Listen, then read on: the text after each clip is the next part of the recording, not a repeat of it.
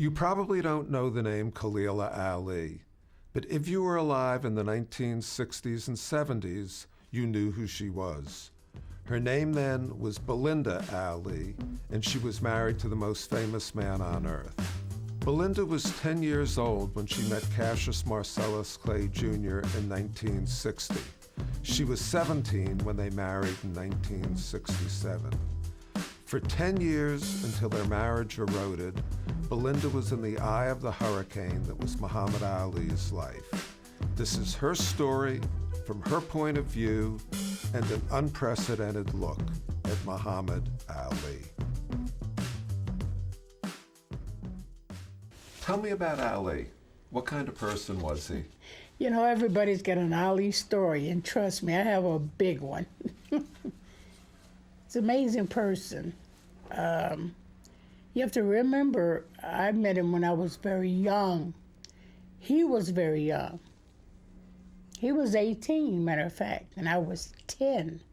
Now, he was Cassius Clay at the time. He was Cassius Marcellus Clay. And you had grown up in the Nation of Islam. In the Nation of Islam. Let's talk about that a little bit. Oh, well, when I grew up in the Nation of Islam, first of all, I grew up in the home of Elijah Muhammad. What was Elijah Muhammad like?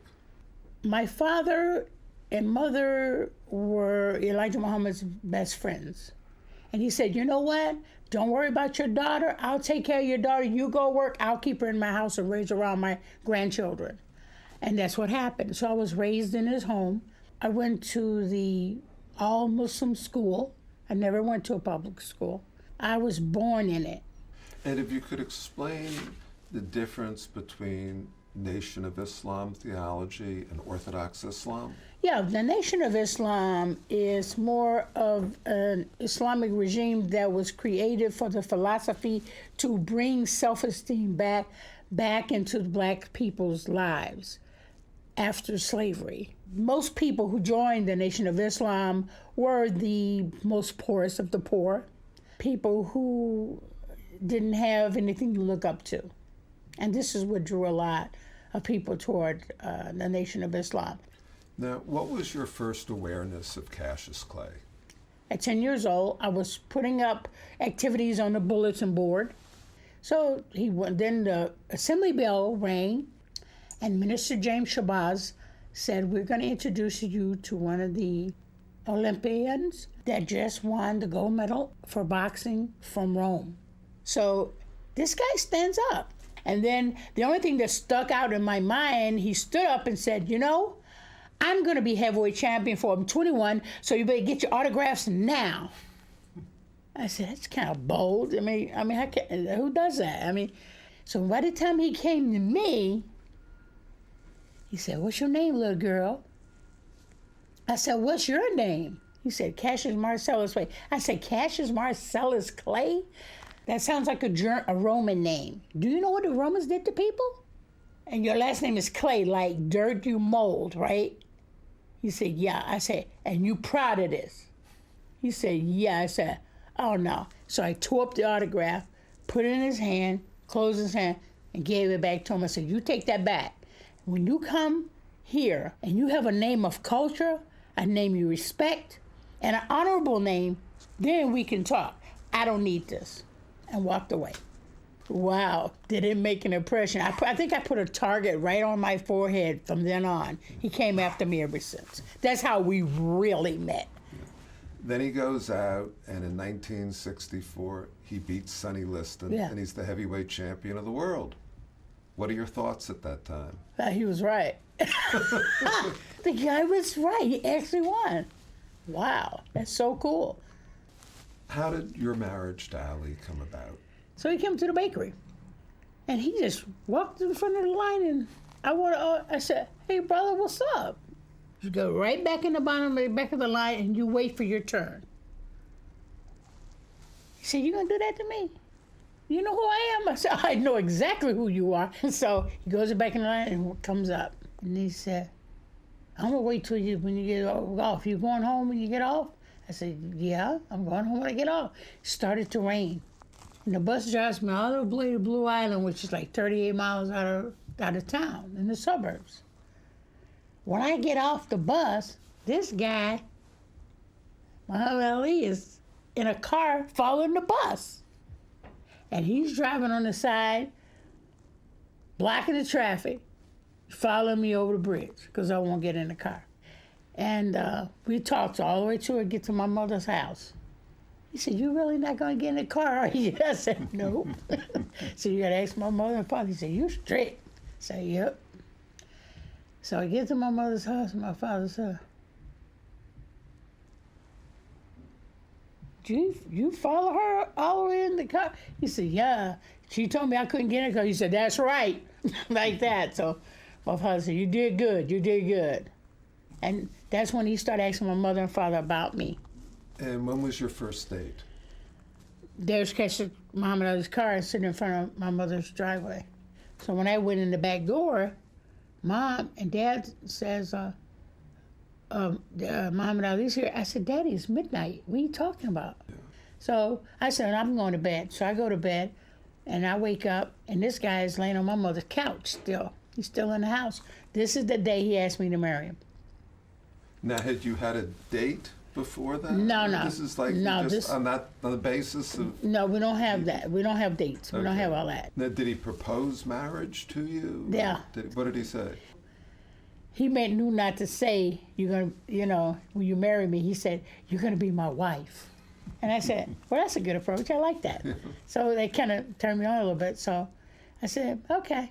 Like did he that. ask your parents for permission? My father said, "I really don't approve of this." He said, "Do you have a job or anything? Do you make any money? I mean, how are you going to support my daughter?"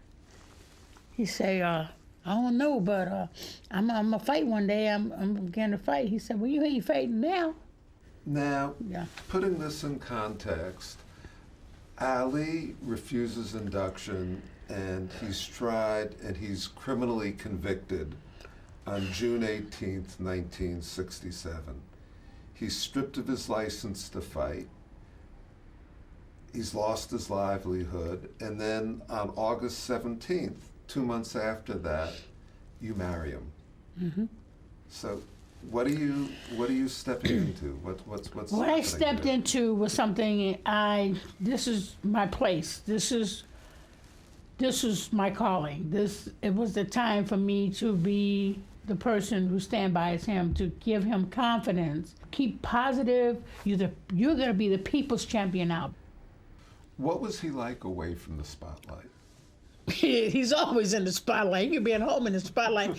When the times we weren't in the spotlights, when we were sitting down looking at television, casually just relaxing, and I'm fixing him good food that he liked to eat. We like to look at Westerns and horror movies. And that was our time to know each other, and get to know each other, talk about life. Now, there was a feeling that every time he looked in the mirror and said, "I'm so pretty," what he was really saying before it became fashionable was, "Black is beautiful." That's what you think. What did that Look, talking if Ali mean saw to you? him in the mirror and he saw he was beautiful, he saw he was beautiful, and he meant it. They wasn't about no black pride or nothing like that. He was just a pretty boy thinking he cute. So, no, it wasn't about black is beautiful kind of thing. He was pretty. He was pretty. How did people manipulate Ali through the years? Once they find out his weakness, they got him. And I know I would never be able to win that battle. What was his weakness?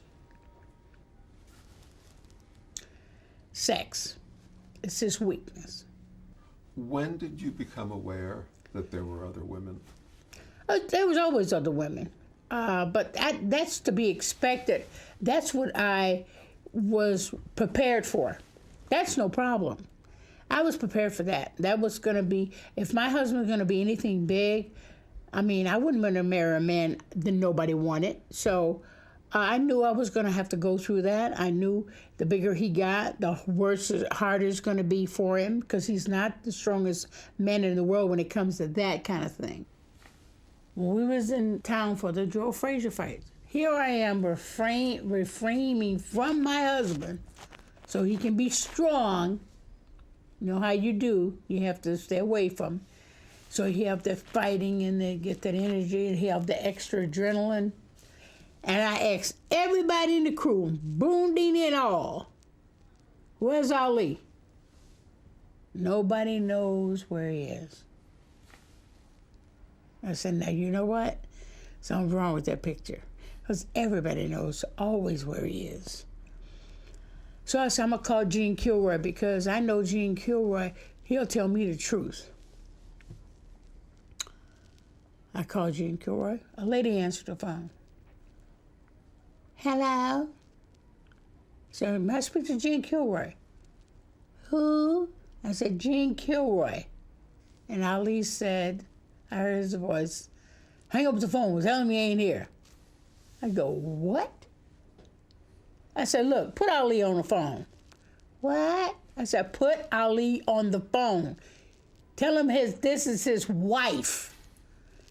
Ali gets on the phone. What you talking about? What you talking about? Who's I said, Ali, what are you doing? I ain't what you think. I said, you know what? Forget about it. I'm coming up to the room. And your woman better be gone. And I go up there. Well, that's Gene Kilroy's girlfriend. I said, yeah, right. Okay. I come up to the room. Ali is so dumb. He's still in the room with the girl. And he in the bed with no clothes on. You think you would at least put your clothes on before I came to the room, right? And I look down and there's a steak knife on the floor and a plate. And I take the steak knife, go in the room. I say, okay, this is it. I'm killing you right now. It's over. I'm done with you. You're going to bring a woman right here in the hotel while I'm restraining from you so you can fight. And you're going to get this, and an ugly woman at that. And she's ugly. I said, okay, you leave. I'll take care of him. So I made her leave. I said, you mentioned this, you're dead. So Ali comes. I tell you what, promise me you don't mention none of this happened, because this did not happen. This did not happen. If you ever mention this here to me, I'ma hurt you. What? Ah. And I walked out the room. And I just got on the elevator and just went to any floor that hit a button. I got off, and there was these Hassocks sitting next to these windows, and I just sat down and had a good cry by myself. And cleaned up my tears and went back to my kids in the room. And I said, oh, this something's wrong here. And Ali came to the room and said, I'm sorry. I said, I don't know what you're talking about. I just don't know what you're talking about. I said, I'm getting ready to fight. You go do your fight thing, and I'm... What? I don't need you. I don't need... Okay. You sure don't. And when the fight's over and you lose, ain't nobody gonna be in the room but me and my mama and my daddy. And your daddy, probably. And that's it. All these Boondinis and all your Binghams and all your whatever, they ain't gonna be there. Nobody likes a loser, man. I don't need you. I've been fighting all my life, brother. Okay, you're on your own. I'm done. I went black, all right? Madison Square Garden, 15th round, when Joe hit Ali with that horrific left hook and knocked him down. What was going through you then? I didn't feel that. I didn't feel any of that.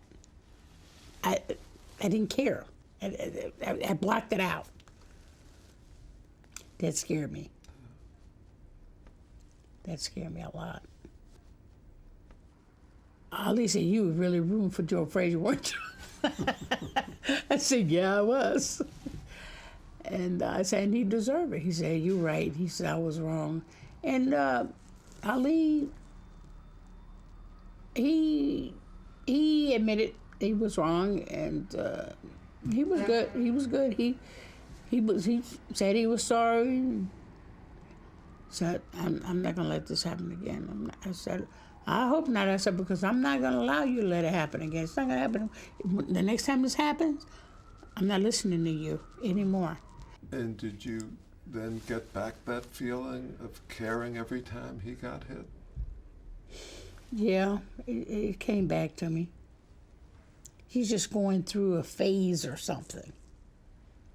And I kind of blocked out all the bad stuff. People can do that. Do you think that some of the cruelties Ali visited on Joe later on, particularly in Manila, sprung from his anger that Joe had beaten him? Yeah, I think so. He never got over that. Even when he won foreman, he constantly talked about Joe Frazier all the time.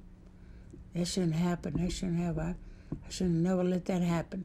And I think it's a haunting thing. It haunted him. What kind of father was Ali?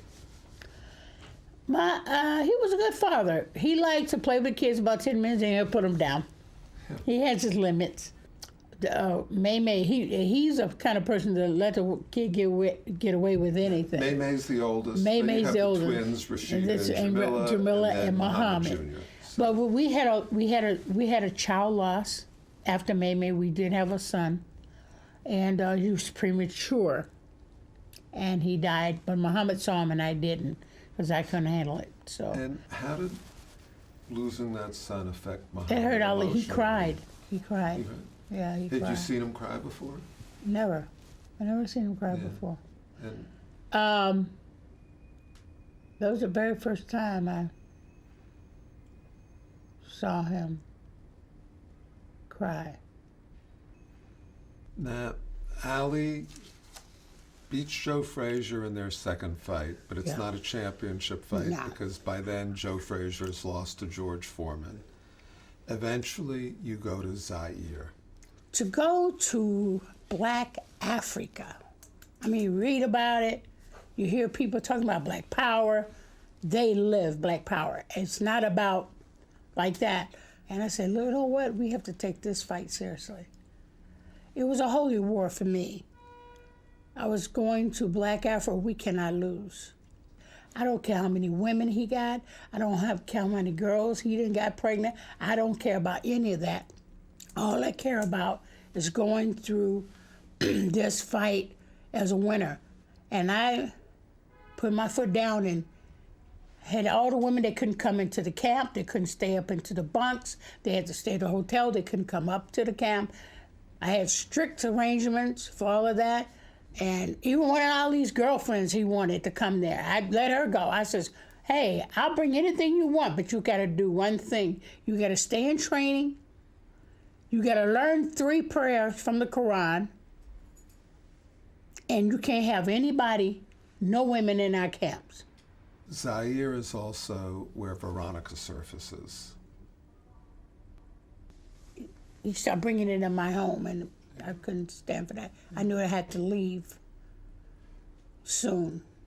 Zaire is great in that Ali regains the championship of the world. But you know what? After the triumph of all that, all the Veronicas and all the girlfriends didn't matter to me because this was my husband, and he was the most important at the time. I flash back to all the time that I stuck by him and dreamed about a moment like this. All the little women and stuff didn't matter that much at that moment. It's not going to take away the struggle and the caring and the love that we had together. And you just don't let petty things like that mess up your moment. And so we all got home, and I said, this is a small petty thing compared to what we have accomplished together as a family and as a unit and as a person who loved and trusted him.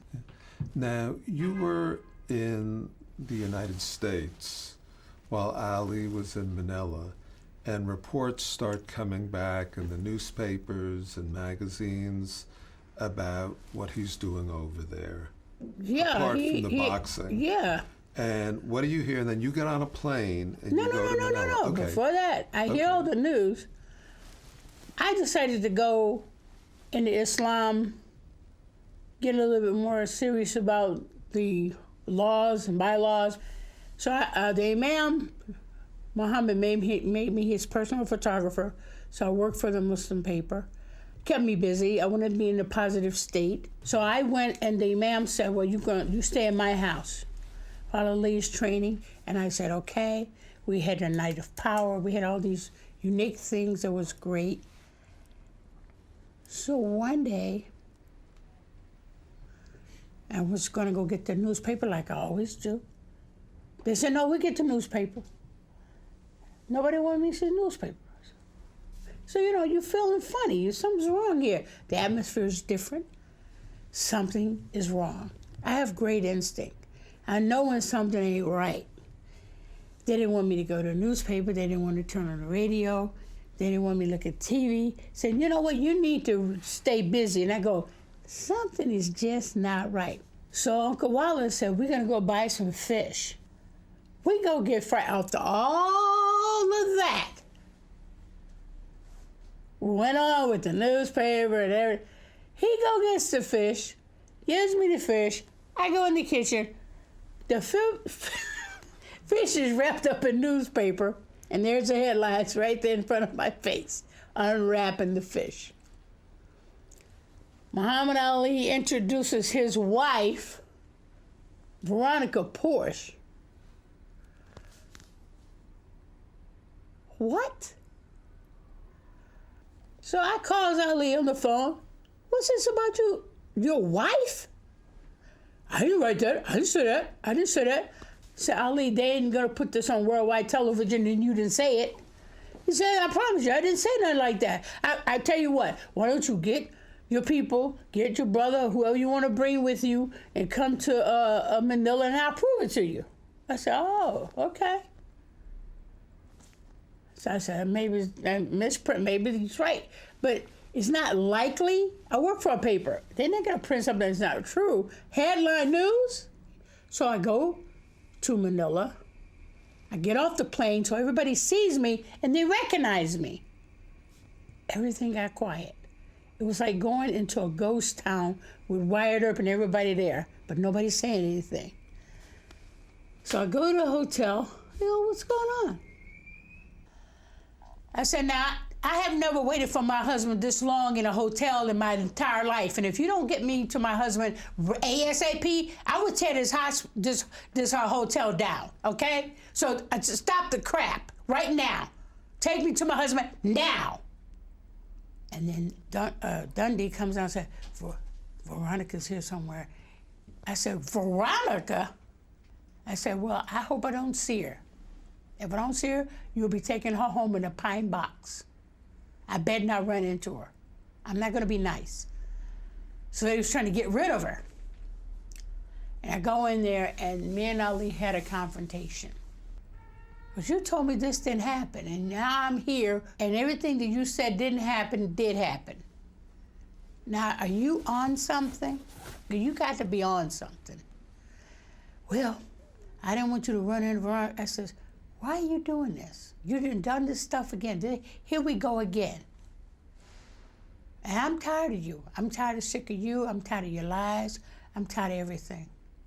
So I go in my room, lost my cool, and tore every piece of furniture in that room. I tore that whole room up. I karate chopped everything. Glass on the wall, chairs, tables. They thought me and Ali was fighting in there. It was just me and my friends. Tore the room up. I said, I want the first plane home. I didn't even stay for the fight. I didn't care. And I left. That's when I made up my mind. That's what I did. Now, did he understand that he was being cruel when he was philandering? No, he thought he was doing what he wanted to do. Yeah. He didn't see the hurt I was going through. He didn't see that. He didn't see that. It was all about him. It was all just about him. I don't think he did it out of malice. I don't think he just had a weakness, and some people can't correct their weakness. Everybody's got weaknesses. Yeah. But when you start damaging your family, hurting your family, hurting something you've built, then that's a problem. If you had it to do all over again, would you still marry Ali? If I had to do it all over again and I knew he was going to turn out the way, no, I wouldn't have. If I knew. But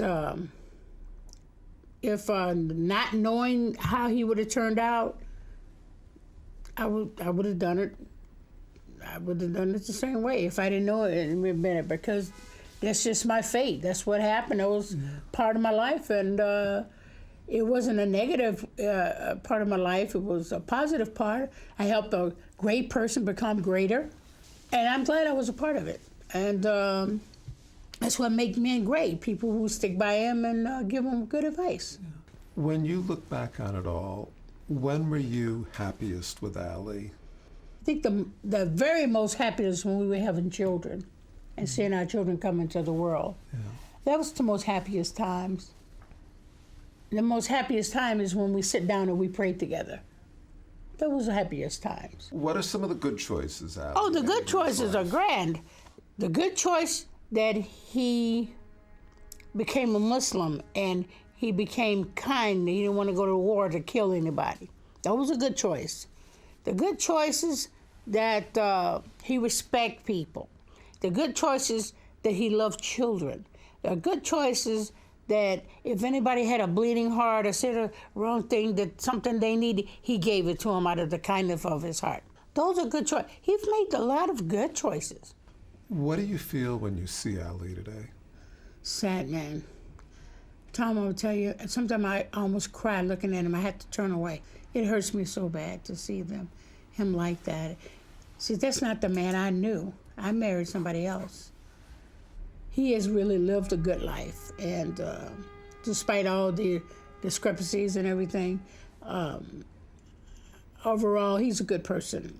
And I pray that he walk in paradise when he leaves, and he's at peace with himself, and he's at peace with God. And I thank him for the children that we were blessed to have, and the children he was blessed to have other than my own. How do you think Ali will be remembered 100 years from now? He will always be known, and I will be always thankful for being his wife and learning about my life through the journey I had with him as well. Thank you for sharing those memories. You lived a very important part of history, and now you're helping us to understand that history better. And I want to thank you, Tom. My You're pleasure. wonderful. God bless you. This is the legend of Cassius Clay, the most beautiful fighter in the world today. This fist fight's great. He's got speed and endurance. But if you shine the sign to fight him, increase your insurance. This kid's got a left. This kid's got a right. Look at the kid carry the fight. Oh, the crowd is getting frantic. There's not enough room. The Ali lowers the boom. Who would have thought they came to fight this here spook satellite? No one would dream when they put down that money, they'll see a total eclipse of the sun there. There he is.